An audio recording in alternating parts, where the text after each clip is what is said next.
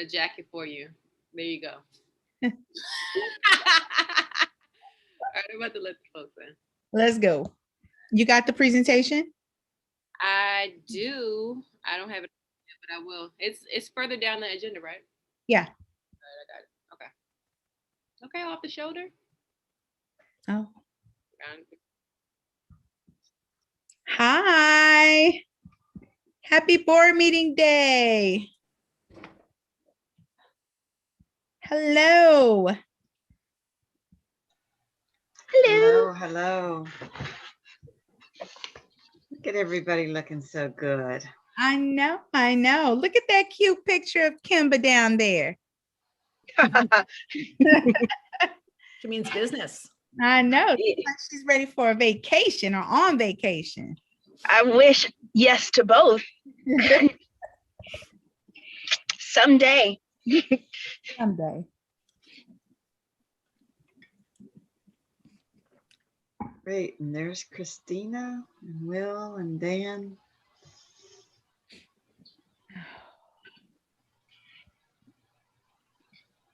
Hi, everybody. Hi. Hello, hello. I'm going to mute myself because I am driving and my phone is moving. Okay. Christina, where's the baby? This is like our monthly fix. What's going on? Where's baby at? So let me see if, oh yeah, you see. Hey, friend. Friends? Fight back, X. Fight back. Say, Kale, sweet potato, banana, and a pinch of cinnamon. Okay, bananas is there in there. So there we go. He's like, Mommy, this is real green. So yeah, I make all of his baby food because baby food has arsenic in it, according to the FDA. Oh my God. It was a bad report that came out maybe like 2 months ago about the levels of arsenic. They just randomly tested some of the popular brands, and it was like twice, and in some instances 3 times higher than it was supposed to be. So I've been making his food since the very beginning because baby food is too expensive. Wow. Arsenic. I mean, how's that for something you wouldn't have predicted? Exactly. And it's not only cheaper, but healthier to make. And he eats what we eat. So I eat kale and bananas and sweet potato. So he said, yes, it's good. Okay. Say goodbye because we're going off video. Well, that's just going to have to be our tradition for how we start our meetings from now on. Like, what is Xavier doing right now? Yes, he's such a good board member. He's so excellent.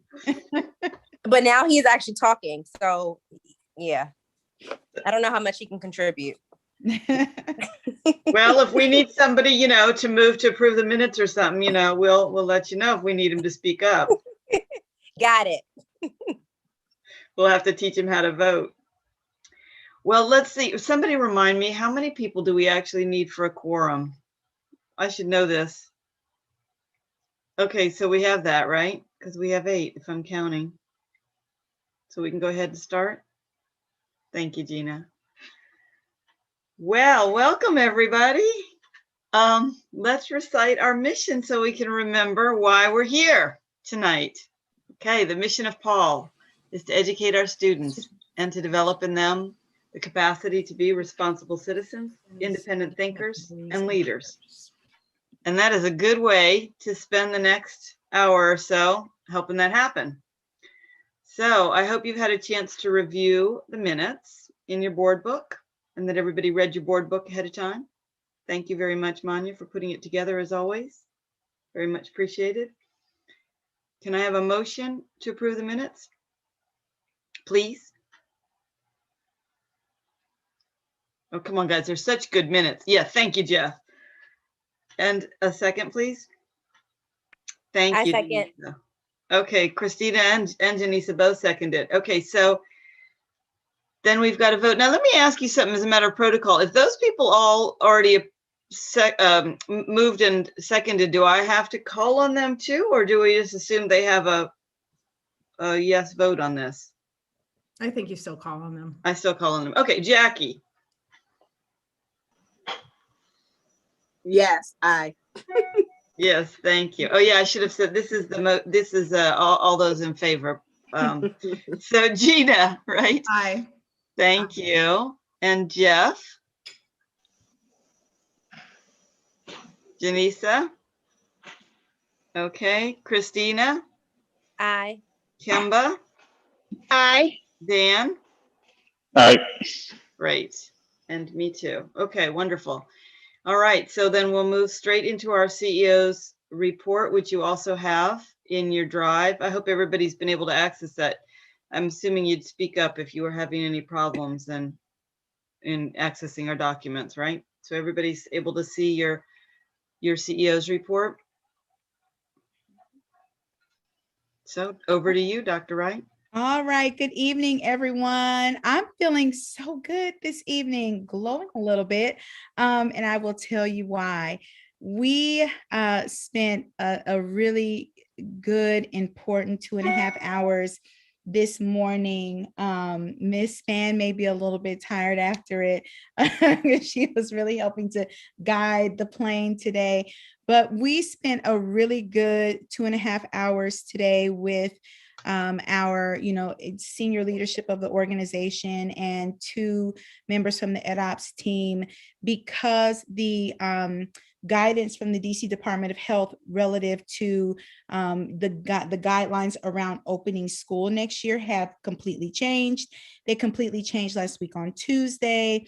I think they were supposed to have made a formal announcement on Monday. And today we had already planned to have a significant meeting based on some other shifts that happened about a week ago. And I'm really happy to say that I feel like the concrete on our instructional format, our school format for next year, is about 75% in place and dry. And that feels really good because we, of course, are aiming to provide as many of our students with an in-person learning experience next year as possible. And with all of these different restrictions, doing that was going to be incredibly complex and was going to require not just like shifts and changes in terms of our staffing configuration, but it was going to be hard. And it's still going to be a little bit, different, but we are in a really good place. So there's a lot of smaller, nuanced decisions to make. Truly appreciated having the full senior team there. They asked phenomenal questions, unearthing all types of details that we need to plan and prepare for. But we're in a much better and more solid place so that we can really ramp up planning for next year. And the last thing that I'll say is that as we sit down at the table with our partners to like talk about next year, one of the things that they tell us consistently is that, we ask what are other people doing, and they always say we're waiting to see what Paul is doing. And I'm proud of that because we're always pushing the envelope, trying to think about like what's next and how can we make sure that we get all of our ducks in order so that our families can feel confident, safe, and secure, and know that we have a thoughtful plan that we're planning to roll out for their students.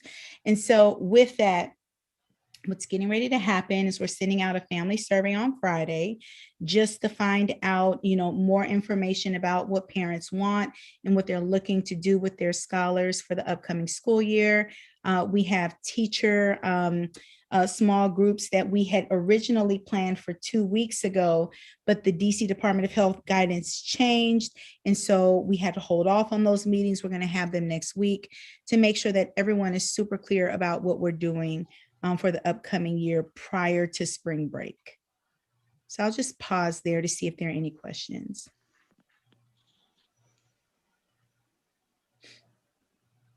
Okay. So sorry, Tracy, one question, Stan.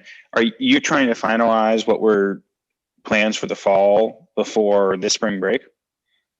So we are our plans for the fall are kind of like, we know what we're doing. There are details that we need to work out associated with those plans, but we're pretty settled into what our model is going to be. What we want to survey now with our families is to see like how many of you all are truly interested in coming back in the fall versus how many of you still want to have online opportunities for your children. And then for staff, sharing with them what our thinking is to figure out whether or not there's some additional details that we have not unearthed that we need to plan for. And so, yeah, we're feeling pretty solid in what we plan to do for next year. And just to give you And a little preview, assuming, again, it's in board, it's really the model that we had originally planned for hybrid, because the guidelines have relaxed to the extent that they have. What our big plan is actually the plan that we had for last year for having 2 groups per grade level and doing a group 1, group 2, all, alternating, each day. so that would mean students would be in person, have the maximum in person would be how much?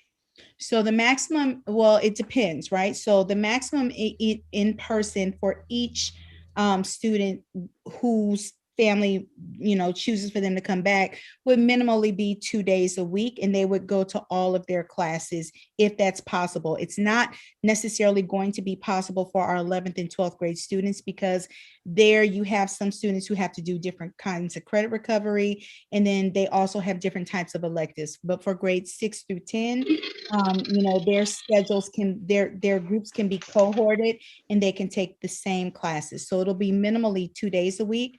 We're also prioritizing certain groups of students for those 2 days when they should not necessarily be on campus, for them to have those pods where they're on campus, but they're doing their instruction virtually. And so it is not a 4-day or a 5-day a week schedule for any of our students, because we've not yet got to the place where we can open up school the way that we used to have school. So we don't need to bog down here, if maybe this is for the programs committee, but based on what I understand, at least I thought they significantly opened the rules around cohorting in DC, like effective immediately, and the expectation being that by the fall, hopefully they would be quite wide open. Not saying that every parent's going to be comfortable sending their student, and we need to have options for those that aren't. So But the mandate, I don't know. I personally think, yeah, the mandate that hasn't changed. Go ahead. Is that there still has to be 6 feet of social distancing. So that mandate in and of itself, even though they're allowing different organizations to make decisions around pod size, when you add in the mandate around 6 feet of social distancing, which has not been relaxed as of yet, even though the CDC is in one place, the DC Department of Health is not necessarily. When that 6 feet social distancing mandate is imposed, that is a game changer. And that limits and restricts the number of students that we can have in each classroom. And then I would just say, just from a responsibility standpoint, you're probably going to be hard pressed to find any school that fully opens for all of their students at one time. Like the conversation is definitely having a scaffolded, scaled approach back into the building, because anytime there's an exposure, then everything shuts down. So we have to keep all of those factors in mind as we're creating our format for next year. So if I okay, can, no, appreciate that. And I was just going to say, I'll go on record as saying that, like, I think we should be doing whatever is possible to get kids into school 5 days a week again. And I understand many parents won't want that, and they should have that flexibility. But, and under the current rules, I hear you, maybe that would be too challenging with 6 feet. I personally am optimistic that 5 months from now, those rules aren't going to be applied, or they'll be down to the 3 feet that the CDC suggests. And so I just want to make sure that we're not locked in to telling parents one thing and then not caveating it with, if rules are further relaxed, we want to be able to offer your kids 5 days a week, because that's what the goal of schools is. Yeah. That's my personal, and I don't know if the programs committee is talking about it more, but I'll chime that in, and I'll move on and let other people opine. Yeah, just remember that we're always ready to go. Like the way that we organize and arrange ourselves and the schedules of our students is that if for some wonderful grand miracle, it makes good sense from a safety perspective to have all 700 plus students back in the building, then we would do that in a heartbeat, right? Even though 700 students wouldn't come back, right? And they're, DCPS is preparing for that. Like we all know that opening up the schools does not equal all of your children coming back. But we don't plan in a way that is so narrow that if for some reason the restrictions were relaxed, we could not bring all of our students back in. But we will always consider safety first, right? And we will always consider that which we actually are dealing with ourselves, right? So when you bring back small groups, there's one COVID exposure, the whole operation shuts down. And those are DC Department of Health guidelines. And so we are trying to be mindful of creating structures so that these starts and stops, which I would argue are more disruptive than it is helpful to have kids in the building. So we don't encounter those starts and stops, but we're scheduled and ready for whatever challenge is thrown in our direction. Okay, Gina and Aaron, I see your hand. No, I was gonna say, Gina. Gina used emojis. I did. I had to look for it though. I'm getting there. Are we asking parents to lock in a decision when we go to them and stick like, okay. Nope. No, we can't. Like we have to be fluid. Like that's really in Fairfax County, it's incredible. I mean, the high schools, even in suburban wealthy, I mean, it's like 30% of the kids are back. It's incredible. Right. But I think the parents had to lock in by November 1 and couldn't change their decision. No. So, okay. I think flexibility, that might be super hard for your team. I don't know how you manage that, but I know the principal of TJ, which is a magnet school, sent out an email begging parents, like, we have more capacity. Only 20% of the kids have come back. The principal's like, please come. But I think part of it is they locked families in and they were told they can't change. No, we're not locking families in. You will know what your cohort assignment is. We can work through flexibility, but that flexibility comes with process and procedures. Yeah. You can't just wake up today and say, hey, I want my child to go to school, for 2 days. Like, it doesn't work that way. Like, there are windows and all that other good kind of stuff that we have to be mindful of. But we understand that this is a very dynamic period of time. And so that same dynamism has to be present in how we approach school for the upcoming school year. So Tracy, would it be fair to say, as a kind of matter of principle, it sounds to me like your guiding principle is we're going to bring back as many kids as we safely can within the guidelines for as many days as we can, and as many kids want to, of course. So as the guidelines expand, then you're prepared to bring back more and more kids until we've got everybody back 5 days a week. But that's the guiding principle is we're going to push it to the max every time. Whenever they loosen it, it's like we're going to figure out a way to bring in those extra kids or kids for the extra days or whatever. Is that? I mean, I think that's what, at least for me, that's kind of what I want to hear. Is that what we're doing? That's exactly what we're doing. And so that's one layer of it. But the other layer of it is that even as the DC Department of Health relaxes these guidelines, they relax these guidelines in an incredibly nebulous and unclear space, right? And there's a reason for that, right? Like, will help me out with some of the language because I can't remember all of it. Like, they'll say things like as necessary. Well, what does as necessary mean? Oh, well, we determine what as necessary is. And there's a reason for that, because as we determine what as necessary and those types of things mean, then there's also accountability that's attached to us as an organization. And I can't emphasize enough how one of the biggest issues that schools around the country, I'm in an executive circle, I'm in another group of executive leaders from across the country, and we are all talking about coming back into school. I was in the class last night for 2.5 hours, and the same thing applies. What is most disruptive, then it is helpful, is bringing students back into the building but then there's an exposure and now you have to tell everybody to go back home. If you can just from a parent standpoint think about, oh, I thought I was sending my child to school, 2 or 3 days a week, and I set up my schedule at work to be able to do that, and then boom, there's an exposure, and now my child has to be home for 10 days. That is what has just happened to us in the middle school, right? So this is what happens when you reopen, and we have to be mindful of that. So even if they say the floodgates are open, we have to assess whether or not opening the floodgates is what's going to be maximally beneficial for our students and for the organization. You want to add, Henderson, just in terms of the legislation? Yeah, I mean, a couple of the standards are things like they've been saying floating staff are completely not allowed. And now the new standard is that they are allowed but discouraged, right? And so, and then the 6 feet of distance thing is standard, but then it also says that a pod, right now, the prior to this, the pod was just whoever is in that classroom, and then because there's no movement, right? They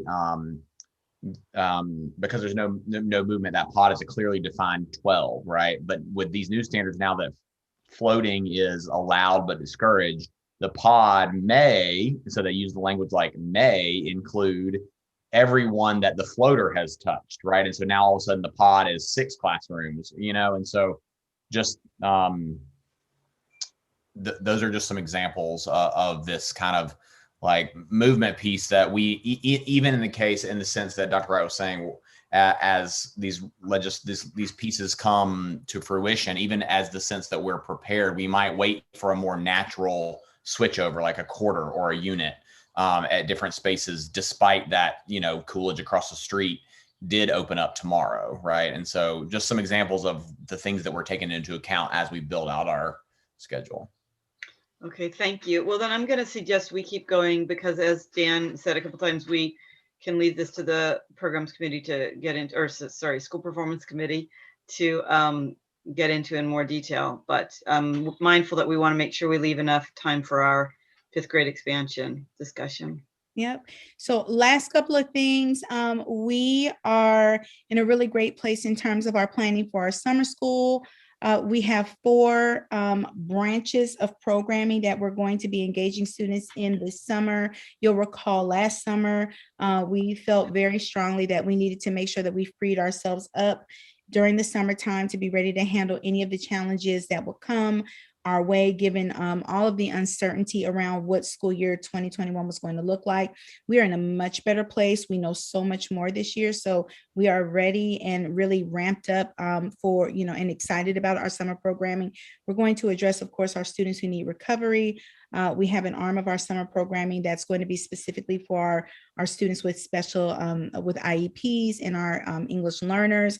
We have another arm that's going to focus specifically on enrichment programming, really our PSAT, SAT, AP prep, and then also working with our middle school students who are on grade level, and then doing some pre-work with our students around some of the algebraic skills and content so that we can get some students, accelerated in their math path for the next couple of years. And then the last group, of course, we're going to focus on our students who need some remediation and some additional support because of learning loss that they may have experienced.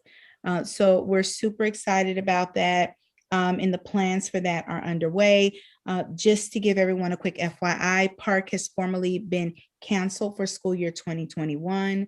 The school performance committee has addressed this. We are implementing an advisory for interim assessment, which is new for us. We typically do interim assessments all the way through A3, and A3 is the big comprehensive one. We're extending that to A4, so that is new for us, but we're excited about it. Our enrollment updates, you can see those there. We continue to march forward relative to our recruitment and enrollment. We are actually doing on-site enrollment for our new families. I think this weekend, Span, April 5th is the date where we open the floodgates, April 5th. Yep. And then our re-enrollment efforts will be underway as well.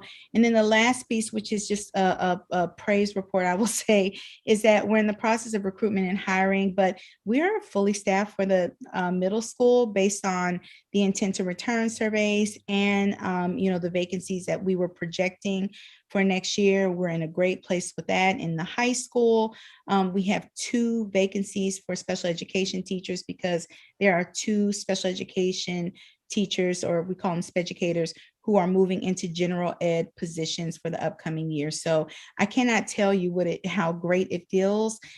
And I know this is wave number 1. Sometimes people say they're coming back, make other decisions, but at least for where we are now, to feel like we're in a pretty good place in terms of staffing for the upcoming year.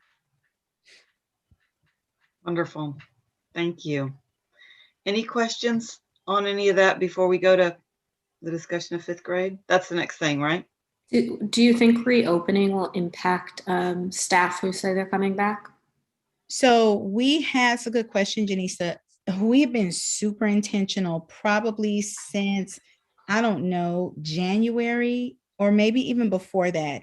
And like saying in our staff meetings, hey, we're coming back. Everybody's coming back. Like, get ready. Everyone's coming back. We're not coming back this year, but in August, be ready. We're coming back. We're coming back. We're coming back. And so everyone knows. It's super clear what the expectation is. And we've been super clear that everyone is coming back. All content areas, all staff, network staff, we're all coming back. So I don't think so, because we've been very careful in making sure that we're communicating that ahead of time. Jeff, you have your hand up? Yeah, just a quick question.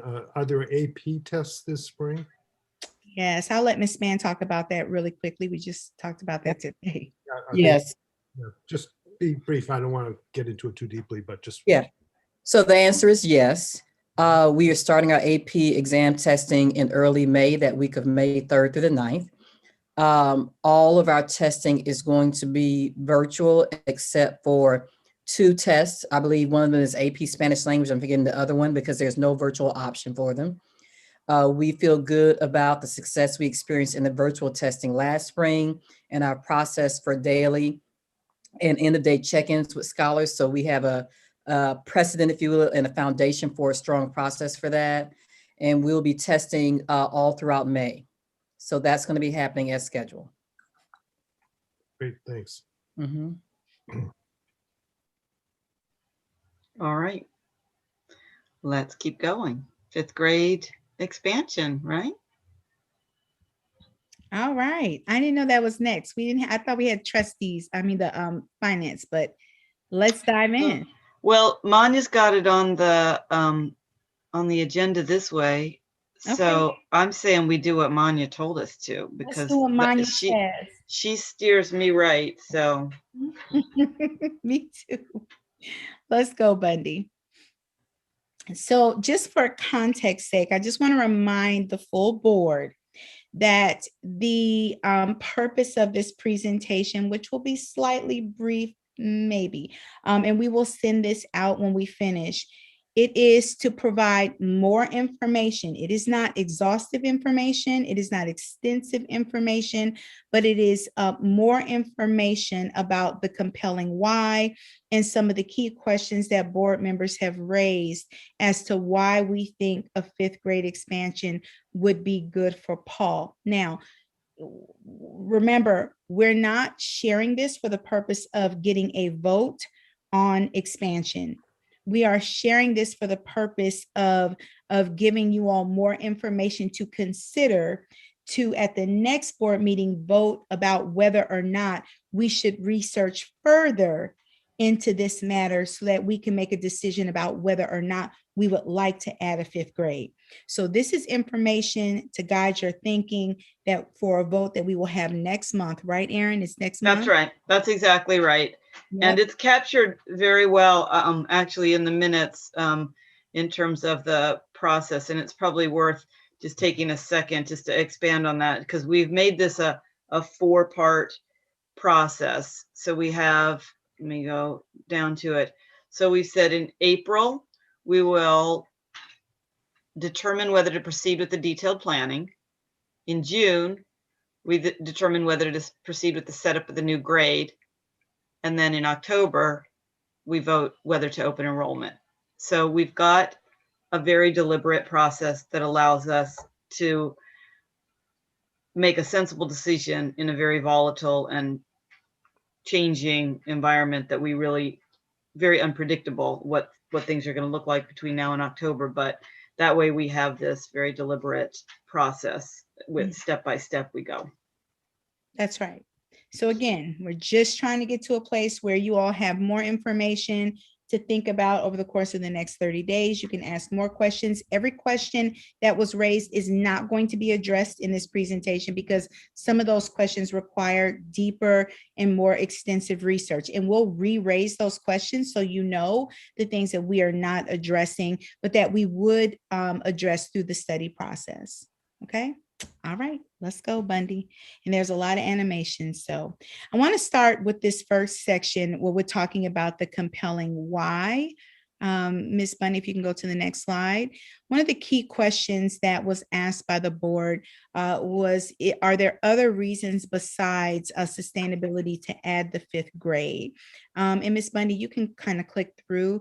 And so I think that the reason why this question was raised is because we've talked a lot about the reason or the compelling why for the 5th grade being, from a sustainability standpoint. And it is in part, but that's just one dimension of why we believe 5th grade, that expansion and living out what is in our charter, which is serving students in grades 5 through 12 is important.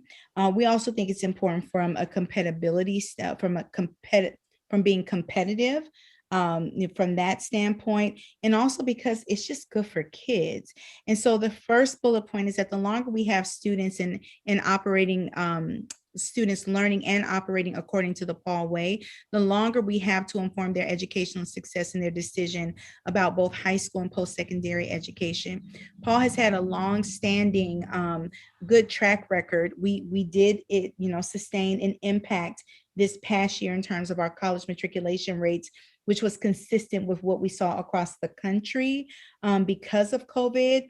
But prior to that time, we have had very high college matriculation rates that we definitely attribute to our students being with us for these long extended periods of time. And so we believe that we are good schools. We know that.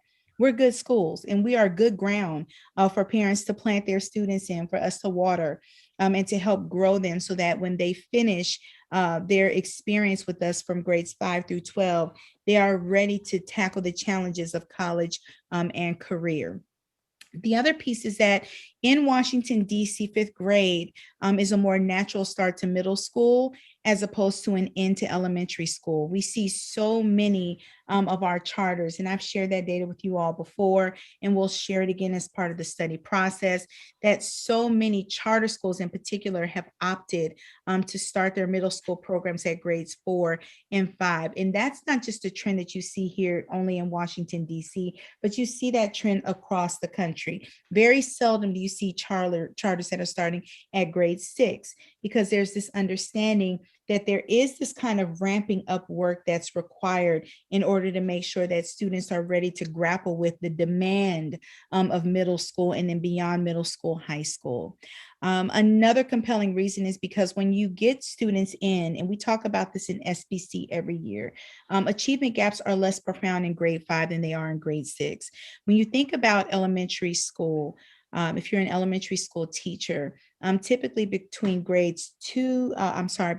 kindergarten and grades 2/3 is like everything about reading is teaching students how to read, right? So you're teaching them their ABCs, you're teaching them sounds, diphthongs, you're teaching them, how to sound things out, read sentences, sentence structure, all of those things. And then by the time students get to grades 3/4, you move from learning to read to reading to learn. Right. And in our communities, especially in Washington, D.C., that's when you start to really see those gaps appear, is when students make that shift in between learning the fundamentals of reading to being able to use those fundamentals and apply them for the purpose of learning academic content, specifically in ELA and history. Well, when you start to work with students earlier, the gaps that exist for those students who don't transition cleanly into that learning to read, to reading to learn, the gap is more narrow. And so starting at grade 5 gives us an opportunity to close that gap more readily. And the same holds true for mathematics. The last 2 points are just about, having higher levels of family engagement, which could bode well for us in terms of keeping our students and having them enter this new category of being a lifer, which is a student who is at Paul from grade 5 through 12. And then finally, again, as I mentioned, just having students earlier helps us to start to really impact their mastery of those Common Core state standards before they transition into the middle school block, specifically for English language arts. Okay. Next slide, Bundy. And then I'll stop at the end of this section. It's just 2 slides. So if there wasn't an enrollment problem, will we be adding a 5th grade? And so and I may punt to Will briefly to talk a little bit about this, because one of the notes we put in here is just about the question of an enrollment problem. One of the things that we have seen, because we have been studying the enrollment in charters in the district, we've been studying enrollment in the charters and DCPS grade level by grade level. And what we see is that our enrollment in terms of the ebbs and flows and the fluctuations generally follows the path and pattern of Washington, D.C. schools, period. Like when you look at that for our D.C. public schools, when you look at it for our charter schools, Paul's enrollment is following those same ebbs and flows. And so, we have stabilized finances markedly over the last 4 years, and likely would continue to stabilize those as we move on. Can you click the next 2? And then I'll have you talk a little bit about this. But adding a 5th grade would have major benefits to our students. Yes, that addresses the achievement gap. It also addresses our need and our desire to grow as an organization. When I was a principal and I was looking at my enrollment, it wasn't that my enrollment was bad, but I wanted to get to a set number as a school principal. And so I made the decision to grow my pre-K early childhood program from 2 classrooms to 5 classrooms. Why did I do that? One, there was a demand, right? I could have made the decision to increase the number of students at grades 4, 5, or 6. But I looked across the city and I looked at the demand, and I looked at the funding resources that were available. And I said, you know what? I can absolutely bolster the amount of revenue coming into my particular school if I expand this early childhood program. And I think that the same is true when we think about Washington, D.C. schools. An analysis of DCPS enrollment, which was a high-level analysis with information that was in the public domain, shows that DCPS enrollment decreases by approximately 250 to 300 students in grades between grades 4 and 5. And then there's a more significant decrease between grades 5 and 6, and then 6 and 7. And so as we diversify our menu of offerings and we expand choice to our families, then it helps us to cast a wider net, which will then in turn help us to get closer to that number of 760 to 775 that we would prefer to have for our enrollment. And so I said, note Wendy's and Chick-fil-A. All right, I'm always referencing Chick-fil-A. If you haven't studied Chick-fil-A, you should study Chick-fil-A. They're pretty amazing. Here's the deal. So for a long time, Wendy's didn't offer breakfast and Chick-fil-A didn't necessarily offer breakfast. But what's the fast food chain that offers breakfast? McDonald's, right? McDonald's has been serving up Egg McMuffins since forever, right? But here you have these other competitors who were like, we're going to specialize in our square hamburgers and our delicious chicken nuggets. Well, at some point in time, you have got to look across the landscape of competition. And you have to realize that there is a whole body of people out here who are looking for breakfast.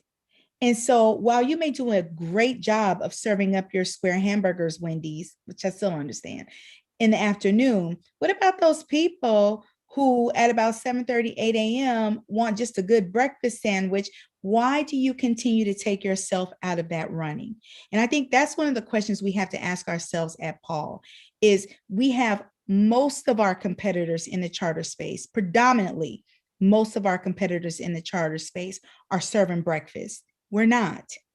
And so what are we missing by not having any offerings for those families who the DCPS data tells us they're ready to go after grade 4, right? And our charter partners who are out there in the world say they're ready to go at grade 4. And we know that that's why we have a space for them at grade 5. But we are still in this model where we can't serve you until grade 6. And we have to consider the impact that that's having in terms of who is actually looking at and looking for Paul. You want to add anything to that, Will? And then I'm going to pause for questions because that's the end. Yeah. So the piece, I love that analogy. I think it's so appropriately highlights the issue at hand. I think another way to think about this, right, is if with this financial stability that we've had, and if you look at the enrollment seasons, we are just about that sixth grade we struggled with so many years ago. Like we continue to pay consequences of that. As we said, that would occur for years when we have that 43 student sixth grade, however many years ago that was, 5 years ago now. And so one of the ways to tackle, of course, the finances, I mean, essentially our fixed costs remain the same regardless of whether or not we add a fifth grade or not, right? And so we already hustle to get those 20 extra kids in 9th and 10th grade, right? But the culture impact that it has and the cost it has to our community to add 25 extra 8th graders or 25 extra 11th graders, which we try not to do now, is far greater than adding 25 kids. And that's the example where it's like the Chick-fil-A, the building and the structure is there, and likely the lights are already on for emergency reasons, right? So all you're doing is throwing a couple people behind the register and getting the ovens fired up, right? And so not that our fifth graders are chicken nuggets, but they are as sweet and wonderful as chicken nuggets. And but the lift to do that is not like you're building another Chick-fil-A next door to your Chick-fil-A. You're just unlocking the doors a little bit earlier, and so which, whereas the kind of the hustle to get more 11th graders or more 7th graders that year that we really struggle with our 7th grade class, that was because such a high percent were new to the Paul way. And so it's the fixed cost issue that the fixed costs are small for this. Let me pause there to see if there are any questions by the board for this section. Well, in terms of answering the question about is there an enrollment problem? Yeah, it seems like, enrollment is an issue, and you're saying we can address it by bringing kids in earlier, and that will help us stabilize the enrollment issue. But the question is, and I'm not criticizing that. It sounds like a possible strategy. You could also say, if we had just a stellar middle school program, 6 through 8, would you attract the same, would that create the stabilization that you need? Because people would be going, we got to get our kids into Paul because the program is so great. We thought that, Jeff, about the high school. And our enrollment has declined every year since we became a tier 1 school. And so we have got to consider that there are other draws for families in this city that extend beyond just having a stellar program. Again, like we are through year 3 because there's not been any re-tiering. We're a tier 1 school, not like just a basic tier 1 school, but we're up there with other schools that don't necessarily have the same enrollment issues. But when you reach down and you look at their middle school programs, or they have elementary feeders, they don't have the same enrollment issues that Paul does. And so I love that logic. That was the logic I think that we all believed for quite some time.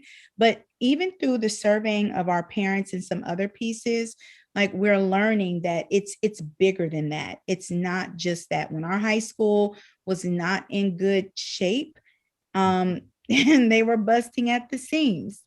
And now we're in super big, good shape, and we have been for a while, and we are struggling with meeting our enrollment targets. Yeah, no, I understand that. And the idea that many parents are making decisions after fourth grade about where they're going to send their children to school for the next 4 or 5 years in middle school, that's somewhat, I would say that's a compelling reason for moving in this direction. You may be getting to this, but you talked about beginning with 25 students. Mhm. Question is, will that grow over time, and what does the phase in look like in terms of what's the goal? Is the goal 75 students, or is it some other number? And how many years will you take to work toward that goal? So I'm going to ask Maya to click to the next slides, and yep, we're getting ready to get to that, right? Hey, Before- hey, Dr. Wright, can I add a comment in before we move to that? Mhm. I think that that makes total sense, your presentation. And I think as a parent, if my school ends at fourth grade, no matter how great Paul is, I'm not going to send my kids somewhere for fifth grade and then take them back out to send them to Paul for sixth grade. That's So right. I think for me, that makes total sense as to following the trends of when school actually ends. And some parents may say, even though my elementary school may end at fifth grade, I want to make sure my kid gets a spot at Paul. So I will take them out at fourth grade to make sure that they get a spot in this super stellar middle school. Yep, that's the absolute truth. There are 12 schools in the charter world that start at grade 5. 12 charter schools. Miss Beatty works at one charter management organization where their middle schools start in that 4th and 5th grade area. And what Christina said is absolutely correct. As a parent, I would not do it either. There's no way in the world, especially for middle school, which is super tenuous for students developmentally already, that I'm going to make a different decision after I already transitioned my child from their safe little cozy elementary school into a middle school program. Okay. So I want to talk really quickly about the areas of potential risk and things that we will do to mitigate them. I do want to acknowledge this is surface, right? And this is surface because there is much deeper work that we need to do around probing what potential risk may be. But we wanted to let you all know that we're thinking about the risk as we go through and start the process of doing this study. And so one of the risks is that, the demand may be less than anticipated. Like we've done some preliminary work. We believe the demand is there. But as we get deeper into this process, we may find that the demand is different. We are also dealing in Washington, D.C. right now with some different types of population shifts.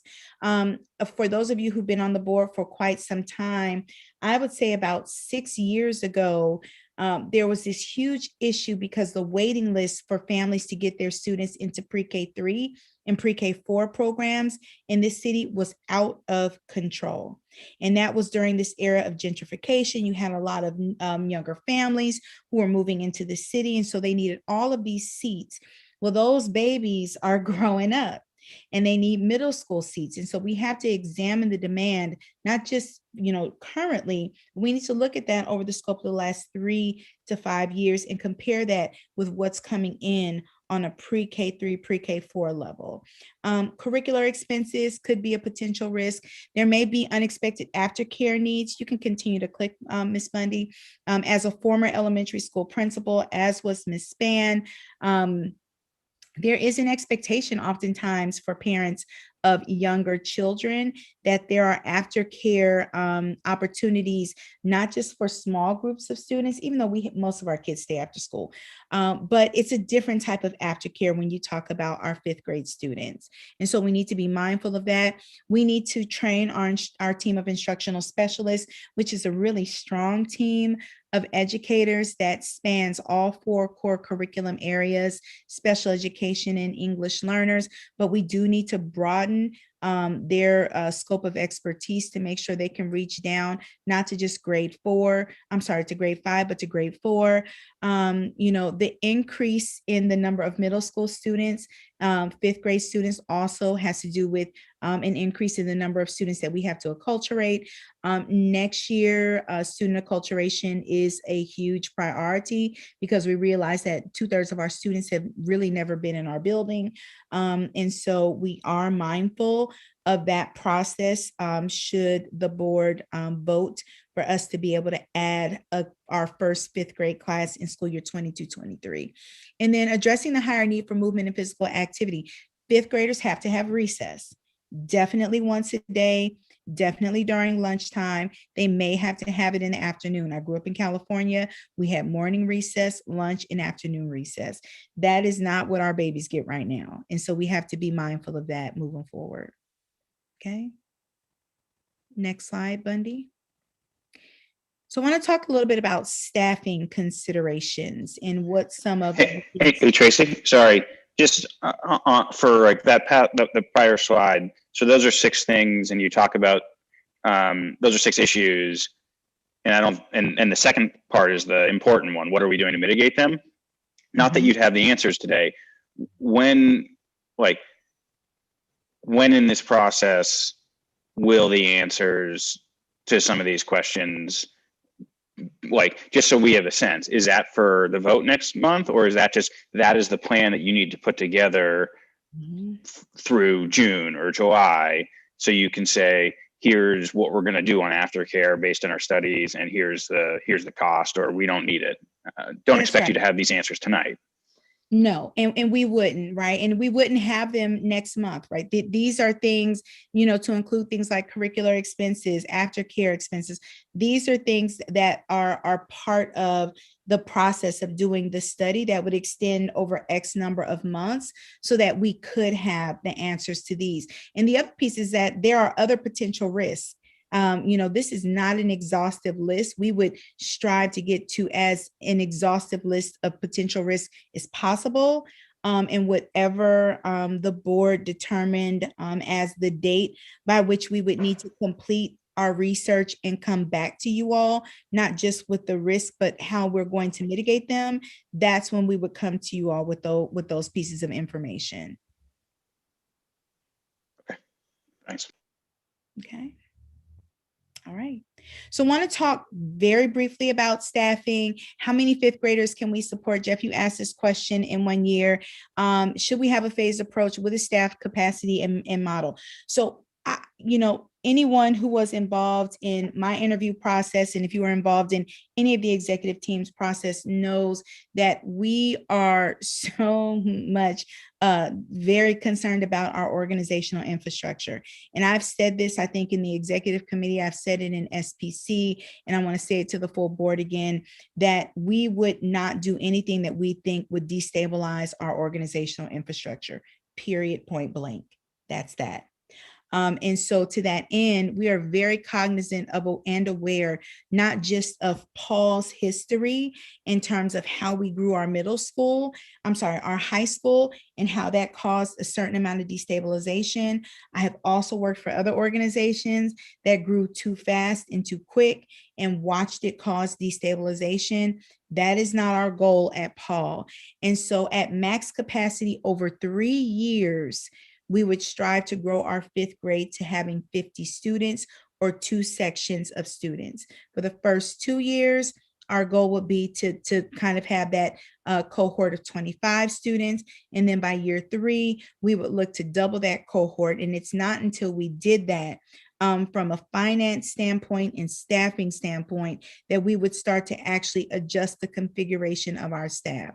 The way that we're currently staffed, we feel certain and confident that we could absorb 1 section of 5th grade students by stretching our current teaching staff, possibly across 2 grade levels. We know that there are implications in terms of either stipending staff, preparing and gearing staff up to be able to do that. But again, our goal would not be to change the staffing structure until we got to 50. And so once we grow to 50 students, we would look to add another instructional specialist that would really be focused on elementary content. Definitely a counselor or social worker, a culture specialist or student advocate, and then we would build out our 6th grade instructional team focusing on ELA and math content, and then most likely an elective. Each of those teachers would teach an elective, and then we will also hire a social studies or science teacher. I want you all to remember that 5th grade teachers are typically self-contained teachers. I was a 5th grade teacher and I was a 4th grade teacher. I taught across all 4 content areas. So that ask is not abnormal. I just want to make sure that I say that, because we've typically been a secondary organization where people just teach one subject, but elementary teachers teach all of the content and specials. And so it would not end up being different for us here at Paul. But it would be different. It would be, sorry, go ahead. I think I was probably going to say the same thing as you, Dan, just that if we're saying we're moving the model to match other, like in part other charters, it is different in that other charters. If you are a 5th grade math teacher, you only teach math. If you're a 5th grade English teacher, you only teach English. So let me clarify. We would look to grow our model so that we would have a math teacher who also taught an elective, an English teacher who also taught an elective, and a social studies / science teacher, or it could be an English / social studies teacher. And so the models are mixed across DC. Every 5th grade in Washington, DC, especially in charter schools, is not necessarily self-contained. Some of them are subject specific. And so it's blended, right? It depends on what the school is and I guess what the needs of their organization are. For us at this high level of thinking, because remember, we have not sorted through this pile as of yet. Our thinking is once we get to 50, we would bring on 3 teachers and there'd be some sort of combination of them teaching a core content and elective, or having a humanities teacher who teaches both English and social studies, and then your science teacher who teaches science in an elective, and a math teacher who teaches math in elective, because most of our teachers teach 5 sections. And so because we're only growing up to, at least in the first 3 years, 50 students, that would not be spread across 5 sections, which means that they could teach additional sections of different courses. Is the assumption that there would be 25 students in a section? So you start with 25, as soon as you get above that, you almost need 2 sections. That's exactly right, Jeff. So our goal is to start with 25 and hold for 2 years. And the thinking is to hold for 2 years because the first year you're going to learn a whole lot about what you thought you knew, but you didn't. And so you correct for that in year 2. And then by year 3, you're ready to double it. And you're ready to increase you've already addressed curricular issues by year 2, assessment issues by year 2, training issues by year 2. And then you can say, okay, let's open up these next 25 seats. Pam and Trina, let's get the hiring started. Let's create our staffing model. And now let's go. Gina? Yeah, so obviously we're going to have students with English language needs and, students who probably have IEPs. So how does this structure fit into that or accommodate those students, address their needs? That slide's coming. Okay, then I will lower my hand. It's coming. Dan? Yeah. Is the sense, am I reading that or hearing this right, that the first 2 years we would have a different teaching model than once we grew to 2 sections? That's right. The first 2 years we would look to stretch current staff to cover the 1 section of grade 5. My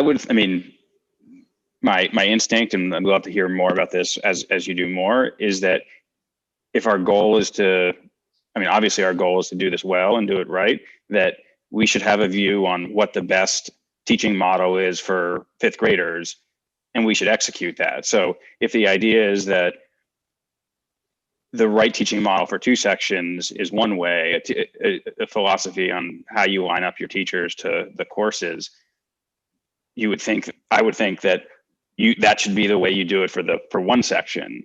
And so I just want to make sure that we're not, like, the idea that we're stretching our existing middle school teachers for something that's new and we're going to learn a lot of stuff. I just worry that one is just raising the risk of lack of success, but two is just a little inconsistent to say the best model is X, but for the first 2 years, we're going to do model Y. So I want to take off my CEO hat. I want to put on my fifth grade teacher hat. And it is not uncommon in any way, shape, or form to have teachers who split between two grade levels. Like, that is par for the course. And it actually can be very helpful, especially if I am a sixth grade teacher who's teaching math, but I also have a fifth grade section. And so I'm super familiar with the fifth grade math curriculum. So I can identify gaps that exist with my sixth grade students because I have these fifth grade students. Like, blending of classes and having two grade level splits, especially in elementary school, it happens all the time. And it's not that it's not a good model or a strong model or even the best model, but when we get into the number of students, this really is more about our numbers. When we get into the number of sixth graders that we would have ideally, we just can't stretch teachers to cover two sections of sixth grade students.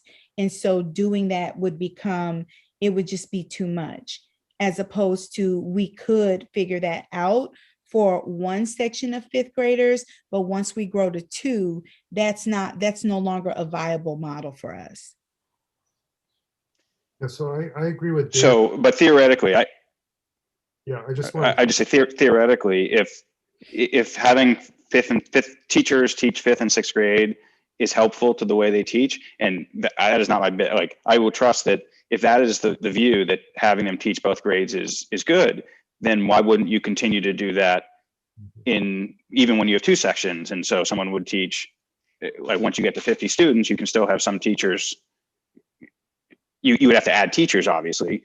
I guess where I'm going is, I just want to hear at the end of this research, not tonight, that here's the way that we think we will teach our fifth graders the best. It's either having dedicated teachers, dedicated subject teachers, teachers who teach multiple grades. And if the answer is there's two great models and we're going to do one model for the first 2 years and a different model thereafter, but they're equally great, then that can be the answer. I just think we should hear, and it's partly it goes, and on the finance committee with Will, I sort of said this about the budget, which is, if the reason why you're going to stretch teachers in the first year is financial, and that, or in an ideal world, we would have 3 teachers teaching like this, but it doesn't make sense financially in the first year. We should hear that. And then the board can say, you know what, we want to invest in that to make sure it's great. Or we will say, we agree with you, it doesn't make sense to have 3 underutilized teachers.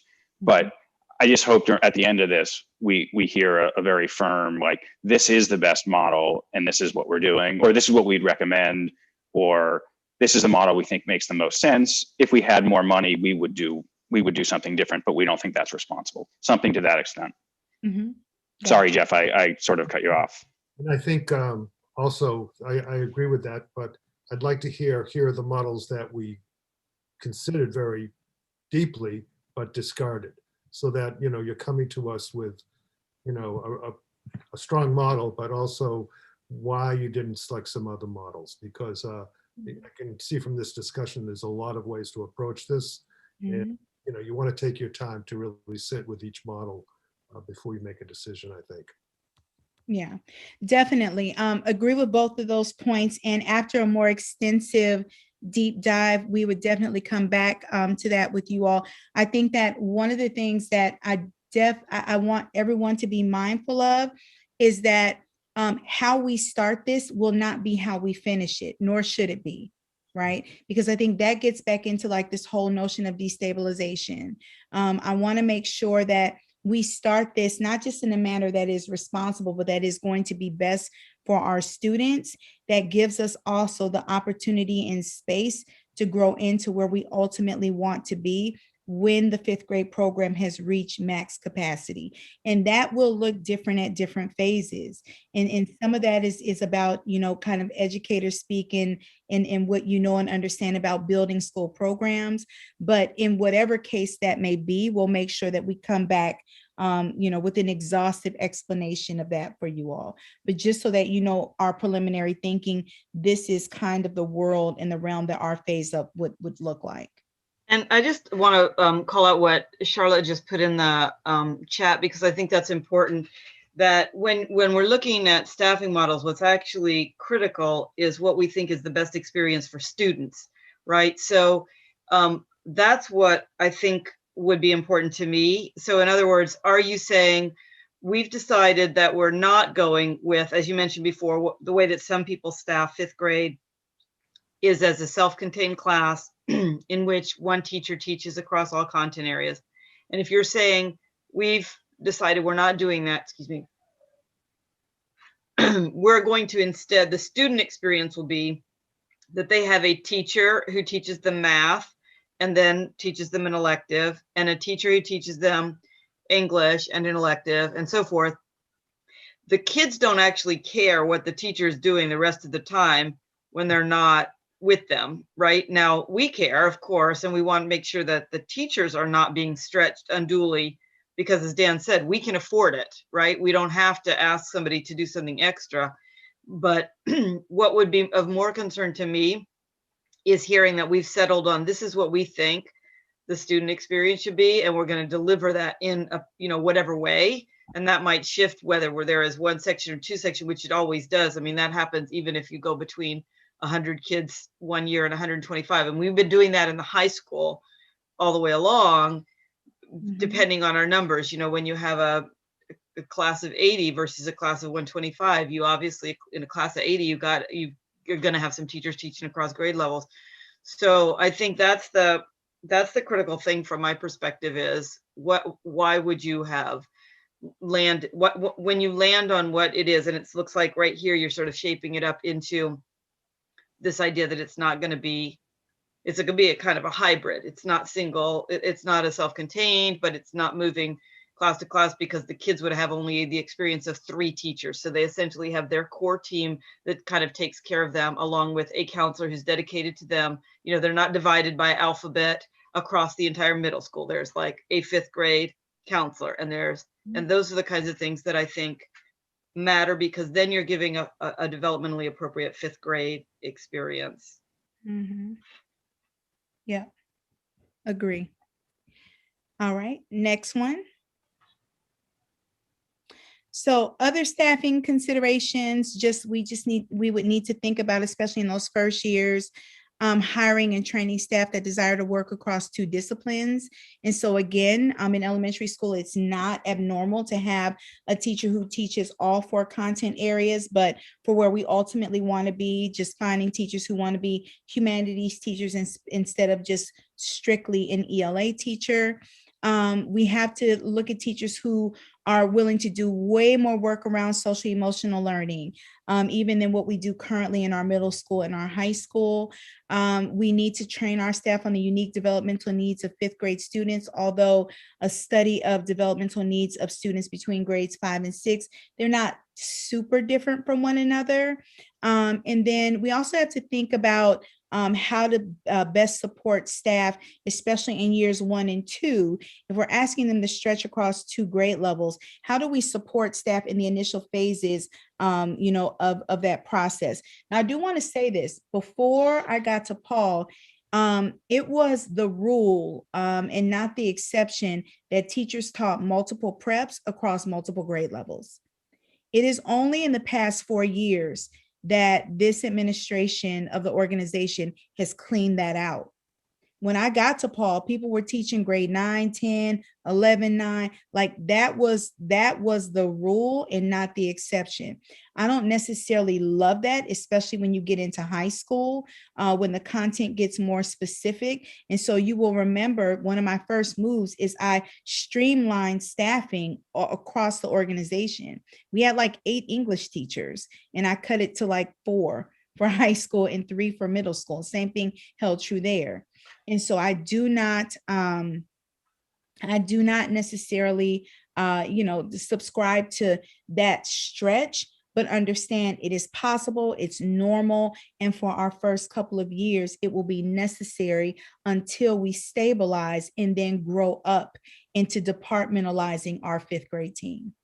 And Tracy, just to sort of throw something out to specifically in terms of, I think, the kind of thing that Dan was talking about, it's also possible when, and you know this, but when you grow a program, you can also have somebody who's assigned for the first year or two to a curriculum development position. Of course, that means you would have had to hire teachers who are actually capable of doing curriculum development, and not that's a very hard fit. I mean, not everybody can do that, but we do have the money, as Dan was saying, and so it might be, one of the weaknesses of the high school expansion was we did not have the capacity, because we don't have curriculum specialists as this kind of central office position that are responsible for designing curriculum. So maybe just play around with some ideas like that, where you would actually hire somebody with the expectation that they're going to spend some time doing that, and then they would then actually become the full-time, teacher when we had two sections, because that work would have been done. I think we should, just to support what Dan was saying, again, let's be creative, because if we're going to do this, let's do it right. Let's be the leader, and let's really have a program that, we can point to that says this is the right way to do it, and we'll share it with anybody, because we did it, we did it with consideration for what's the absolute best way to do it. Yeah, agree. Next slide. And so I want to talk a little bit about academic programming. And if you will click to the next slide, I'm going to ask Ms. Span to talk really quickly at a high level about some of the disadvantages, and considerations that we would need to think through for our fifth grade curriculum. Yeah. Good evening, everyone, officially. When we think about the advantages, the first thing that I want to emphasize is we're not building from scratch from the development of a curriculum. The Common Core state standards, as most of us know, already have guiding standards and skills that parallel the same type of standards guidance for upper grades. So we're not starting from scratch. The other, I think, advantage of this is, and I'm gonna speak globally on all the bullets. DCPS did a lot of work probably over the last 5 years on building Common Core aligned units connected to a scope and sequence. You can actually research and Google it. So there's some frameworks for some really solid scope and sequences. I actually experienced a fifth grade scope and sequence when I was an elementary principal in DCPS that we can definitely build upon, definitely Common Core aligned. So again, not building from scratch. So that's something that we don't have to be worried about. We also internally for Paul over the past 3 years have evolved I'm looking at the fourth bullet, evolved our process for building curriculum units. So we have, particularly for math and ELA, gone through a process of prerequisite skills, looking at the concepts of previous grades and the grades to come, and thinking through what are some anchor units and texts, again, aligned to the Common Core. So there's a process that we've already started that we can utilize as we build these curriculum units from foundational documents like the DCPS scope and sequence that already exist. And I think the last advantage that's really exciting is, this year we have begun to put our toe more firmly into the pool of interdisciplinary work, project-based work, trying to reinforce that critical thinking. And when you think about the possible model of not just having a self-contained classroom, but a departmentalization that's connected to humanities or math and science, is really an exciting opportunity at this age where kids are all kids are geeked out about science. There's something about upper elementary, to do some STEM work, to do some humanities work, to really build some of the foundations so that working on projects in STEM doesn't feel like a separate set aside, but it's how we do things at Paul. And it's a really exciting opportunity to build that type of mindset and approach to the instruction in fifth grade. So I know that we talked about challenges, but I just wanted to start off with some of the advantages. Go ahead, Ms. Bundy. You can go ahead and click on the challenges as well while I talk about the consideration. The consideration is neither an advantage or a challenge, but I do think a really exciting but important consideration is what does intervention look like that expands and builds upon how we're already approaching intervention. So some of the main programs we use right now for intervention, of course, are Read 180. You hear us talk about Math 180 and System 44. There is a wide menu of intervention programs, enrichment programs that have really been tested that a lot of the larger districts are using to not only close gaps for students who have some academic gaps, but also enrichment. Some of these programs, again, I actually worked directly with when I was an elementary principal. So it's just an opportunity to really expand our portfolio and it not have to be a separate class. One exciting thing about elementary school that somehow we depart from when we get to secondary is that this blending learning, it doesn't have to be a separate Read 180 class. Things like iReady and ST Math, which are math software programs, are actually folded into the rotation of the elementary block. So it's a really exciting opportunity to pull these programs in that can help fortify and close those gaps and also catapult enrichment. Now, challenges, and some of these challenges we've already alluded to, and I'm not going to get into the technical aspects of teaching students to read, but the whole notion of fifth grade, where they already, most of them should have learned how to read at that point, the fluency of reading, but there is a level of read alouds and close reading that we actually struggle with to teach our secondary teachers, because close reading is applicable to elementary school and secondary. It's about looking at complex text, unpacking it, answering questions. It's really an opportunity to get better at close reading and annotating text so that when we get to these more complex texts in middle school and high school, the 10th grade, the 9th grade ELA teacher is not struggling with teaching the kids just how to unpack what the paragraph is saying, but that's training. Like we've just learned over the past few years, that whole notion of how to really unpack text. And so that's going to be a challenge. The other challenge is, and we've alluded to this, the consideration for double blocking.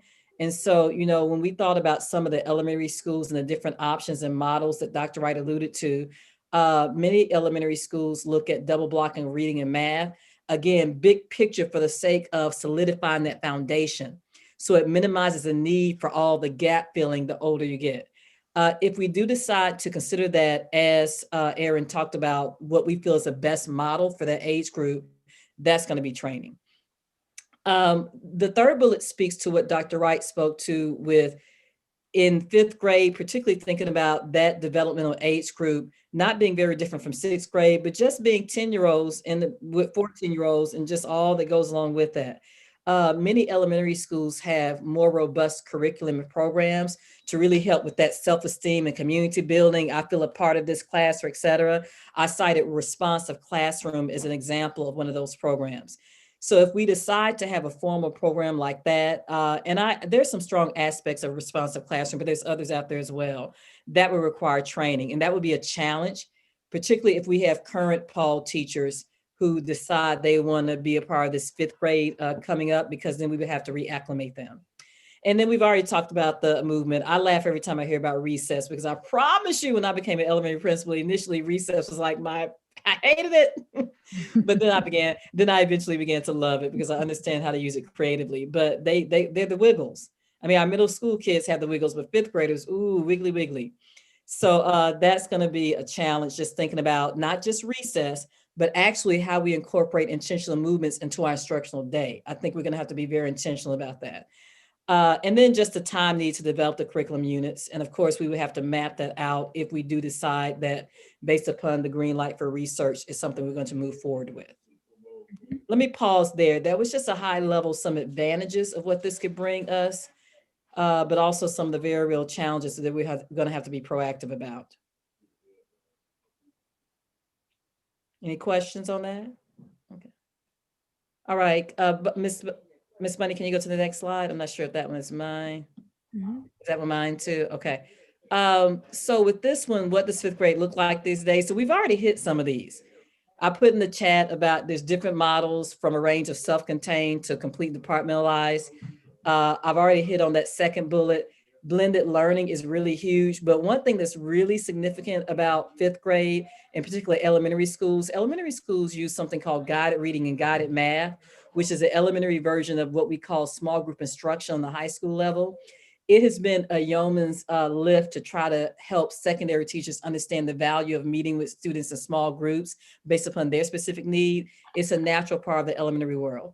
And because our current reality is we're still trying to backfill the pipeline of scholars we're getting who really aren't strong readers by the time they get to sixth grade, having some strong guided reading and guided math based upon the student's level and what they need could really be a game changer. And again, concretizing some foundational pieces that we spend a lot of time trying to address. They're developmentally more independent, but they still require predictable and consistent structures. So middle school and particularly sixth graders require predictable and consistent structures as well. But any of us who have children who are preteens or tweens, whatever the new term is, they really have to have a predictable, consistent structure that's highly regimented, that then allows us to be creative and innovative. We've already talked about physical activity. We all know preteens heavily influenced. And I think I put on here, oh yeah, they don't know whether to test out makeup and the filters of social media or play with dolls and ride a bike. It's a fascinating upper elementary world. They look like teenagers, but then they bring a doll to show and tell. So, I'm excited just at the opportunity to have that foundation earlier to address gaps and actually to help inform the shifts in secondary education that we've been trying to make at Paul. Let me pause there. That's just a high level summary of what fifth grade looks like these days. How are you defining blended learning programs? I'm defining that as instructional blocks that leverage direct instruction, that leverage software programs, that leverage self-paced programs.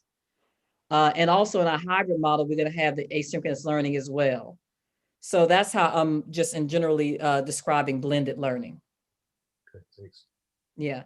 And Jeff, Jeff, can I add something to that? When you think about guided math and guided reading, we'll have to make decisions about the length of the instructional block.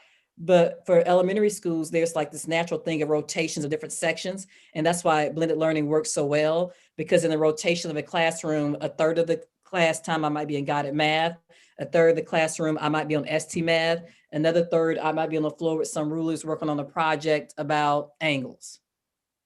And that's actually the type of something, again, that's best practices that really we should be seeing in secondary land as well. But it's a whole different lift to try to help teachers to understand the value of that. Any other pictures high level about what fifth grade looks like these days? Okay, Ms. Bundy, thank you.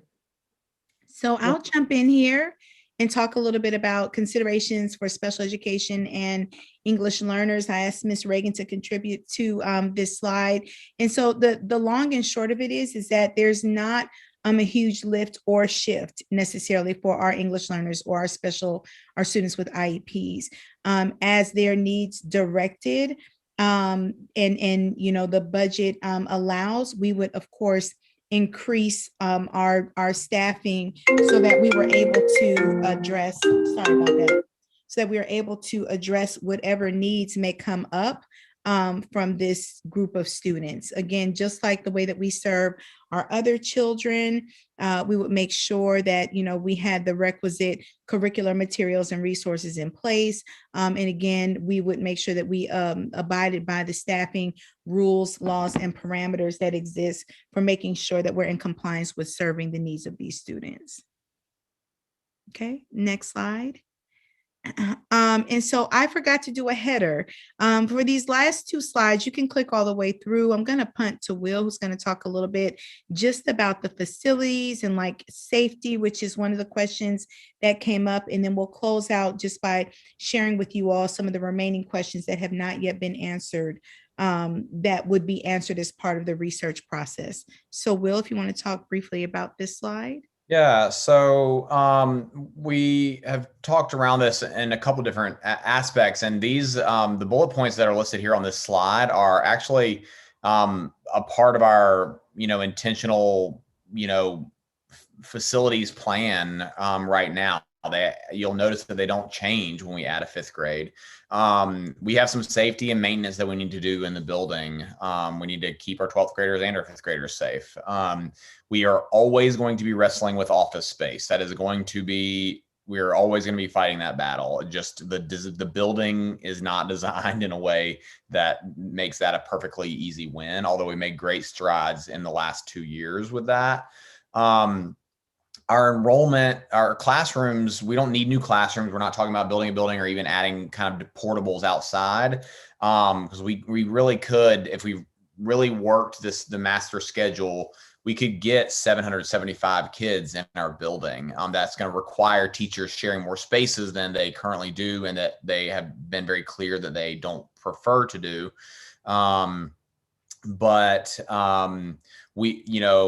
We could have a more efficient plan for movement without having to do anything to the physical space.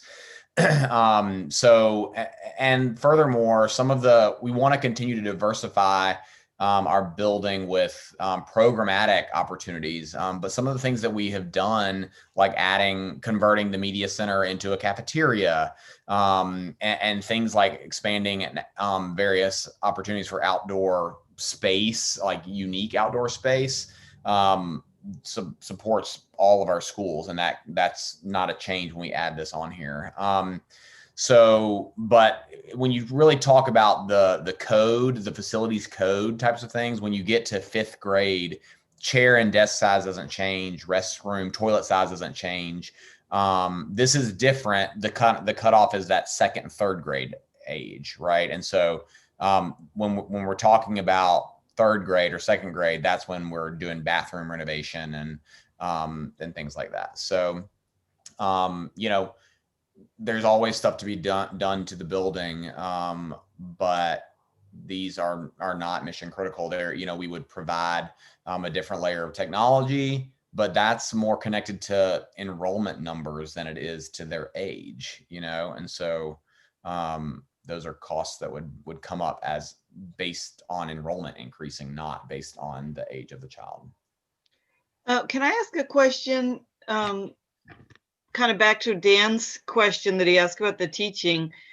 I'm not interested in trying to shoehorn the kids in terms of, what's the maximum that we can support. And I know that's not what you meant, but when you come back to us, and not for tonight, I'd be interested in knowing is what would be the ideal and how far are we from that? So if the ideal is teachers have their own classroom and don't room share, then what does adding 2 sections of 5th grade look like in that scenario? And is there any, do they all fit on the middle school slide, or do you have to do something else about that? Because I know now the middle school is quite separate from the high school. So I'm assuming you would continue to do that, but do they all fit if you add 2 sections over there? So I actually do have a couple of quick answers, because there are things that don't need more working out, right? So the ideal number for classroom and facility space is a little bit different from the ideal number of enrollment. Just realistically, some of our classrooms are awkward sizes, right? And I think if you're just talking from a teacher perspective, then every teacher gets their own room, period, end of story. That we're never going to be in that space. So we want, the question is, how do we offer that to the best of our ability? I will say, I'm going to say this out loud, even though Dr. Wright and Ms. Spann are going to be mad at me, but I have this grand vision of like a lot of sharing. And so I'm actually personally kind of like the sharing thing. I think I have this visual for it, but you can see their eyes right now. You never shared a classroom, did you, Will? I did. This is why I did share a classroom. But I was the one that was sharing. So I was always the one that floated in and then floated out. So yeah, you might have had a different perspective on it then from the person who was getting kicked out of their room during their planning period. Anyway, let's keep going. I don't want to, this meeting's already running long. Yeah. So that's an important note. So that kind of magic number is hovering around 760, 750, 775, somewhere that range in terms of enrollment to kind of when you're talking about the physical space. And then there was another, will they fit on the middle school side? One of the interesting things is that our building, despite some of its flaws, it actually has there's a very simple, very inexpensive one wall we can move to change the size of the middle school and the high school size. We're talking a couple $1,000s, and so both of our schools can change size with hardly any cost. Okay, thank you. Next slide, Maya.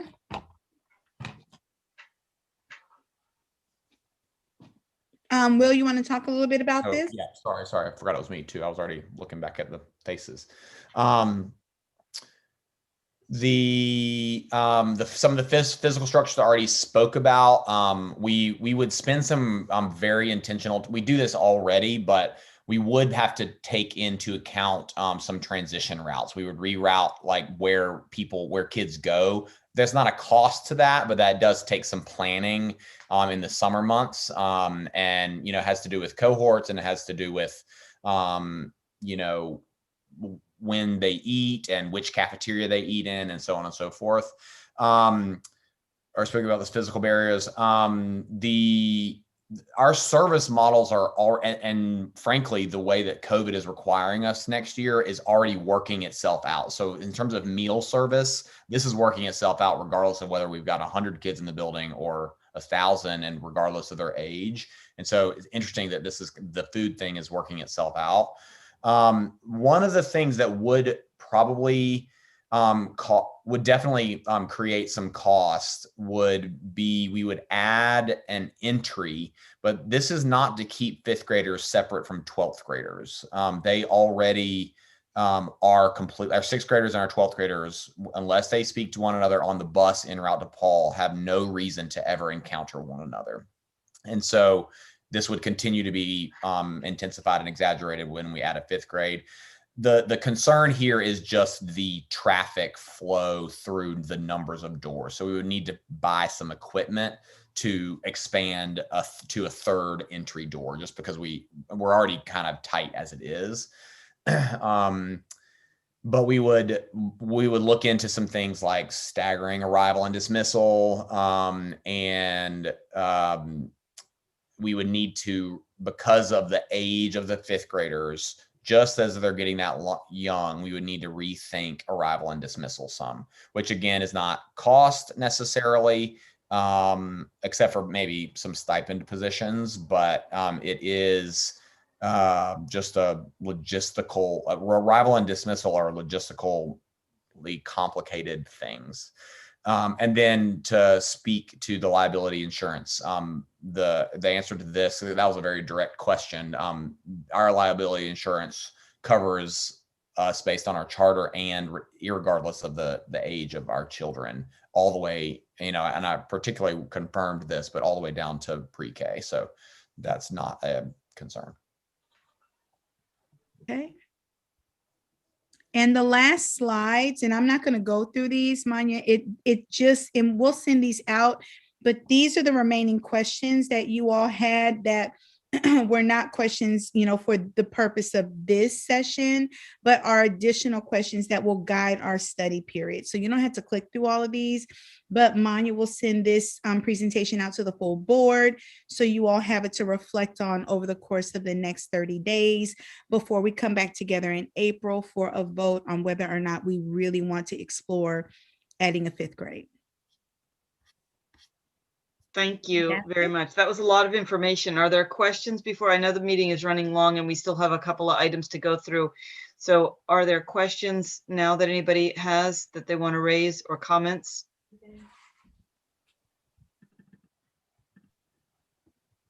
Okay, well then let's race through, if we can, as quickly as we can get through this without shortchanging anything important. So Will, it's over to you for the treasurer's report, the review of enrollment, and the financial slides, which everybody has the slide deck. So we don't need to necessarily go into a lot of detail, but let's just hit the highlights of whatever's. Yeah, I would just say, Will, why don't you talk about enrollment? I think finances can be summarized with things continue to improve each month as there's more and more certainty around the school model. There's plenty of, we're doing quite well, obviously, versus budget, but we'll be near cash flow break even for the year. And so things are positive on the monthly numbers. And Will, why don't you just talk about enrollment? And we do have sorry, Will, before you launch that, we do have that in the CEO's report somewhere. We had the numbers. Where did we see that? In the CEO's report, right? Yeah. So we've got those if you wanted to, the enrollment updates are there. Yeah, I don't need to go into depth there. I mean, we are not seeing as high of numbers in our 6th grade as we had hoped, but we are certainly hustling and are investing time and energy and money in that. But it's not exactly, and I don't want to be alarmist about it either, but we are seeing an uptick in numbers in our 9th grade interest. And so we're very pleased with that. That's been something that's, frustrated us in the past. We then also just kind of subjectively, we are noticing, and it seems that parents that have chosen Paul in the past are going to choose Paul again. We do not anticipate quite as much attrition. Some of that of which happens mid-year, and we've had very little as we have in the past. So some work to be done on the enrollment front, and we are certainly taking it seriously. And there's also some good news as well. Thank you. Any questions about the finance or enrollment? Comments? Okay, then let's move straight on to committee reports. You have the committee reports in your board book again. I hope you've had a chance to review those, and all the committee chairs are here. If you've got any questions or comments, or you want more elaboration on anything. Is there still a marketing committee? Pamela, over to you. There is, and the only thing I kept thinking about throughout that whole 5th grade presentation is we gotta have a marketing plan. We're just not active right now.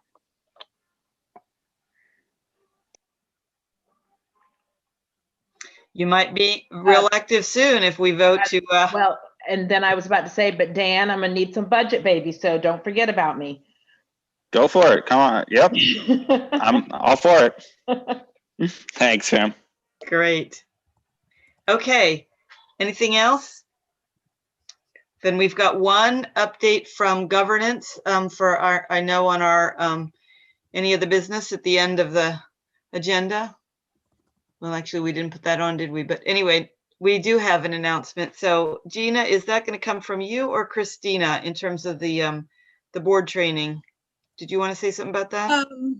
Yeah, I mean, I can say it. I think a lot of us have been through it, but Christina had received an invitation, and maybe some of you got it from Education Board Partners about it. I think it's a day-long training for board members. So if you haven't done that, it would be worthwhile to do. So we'll have it sent around, and Will reached out to Ed Board Partners, and even though we're not a member right now, they were happy to take a board member. So we might send that around as a professional development opportunity for board members.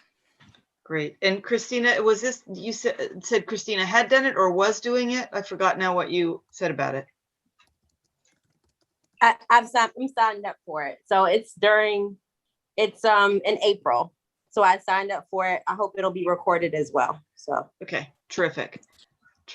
Yeah, it's just looking for the date, April 29th on Zoom, 10 to 3, Thursday, April 29th. So yeah, we can get that sent around. All right.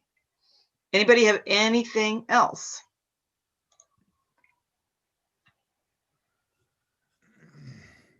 All right, then I think our next meeting is April 27th, and the school will have been on spring break in the meanwhile, right?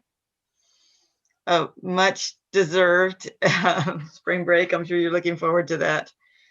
Okay, very good. Well, thank you. Thanks for that was quite a robust presentation. It gives us a lot of food for thought. And next month, we need everybody to come prepared to vote as to whether we should proceed with the planning.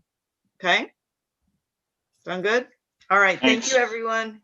All right, Manya, if you'll cut the live feed so they can have executive session if you need to. Oh, we're not allowed to have an executive session because we don't